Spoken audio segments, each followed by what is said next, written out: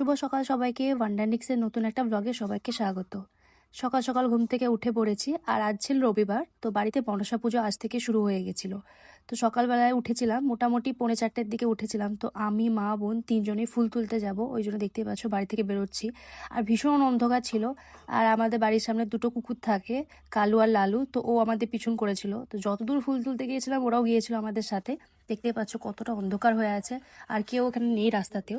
আর বোন এখানে উঠে ফুল তুলছিল, অনেকগুলোই ফুল পেয়েছিলাম, বাড়ি এসে দেখাচ্ছি কতটা।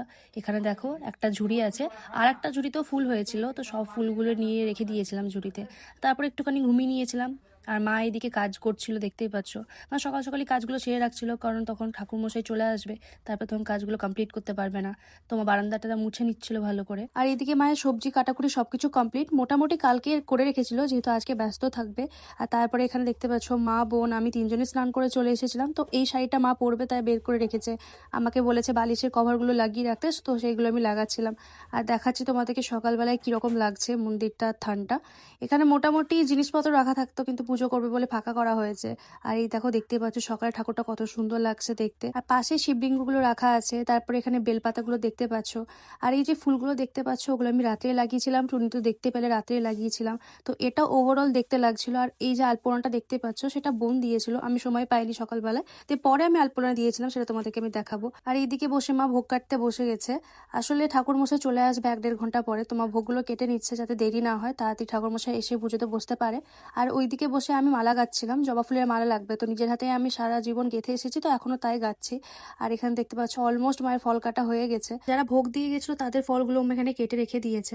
আর তারপর এখানে ঘট ভরার জন্য বেরিয়ে গেছে। তো তারপরে চলে এসেছিল আর পুজো শুরু করে দিয়েছিল। এখানে দেখতে পাচ্ছ যজ্ঞও শুরু করে দিয়েছে, অলমোস্ট পুজো শেষের দিকে।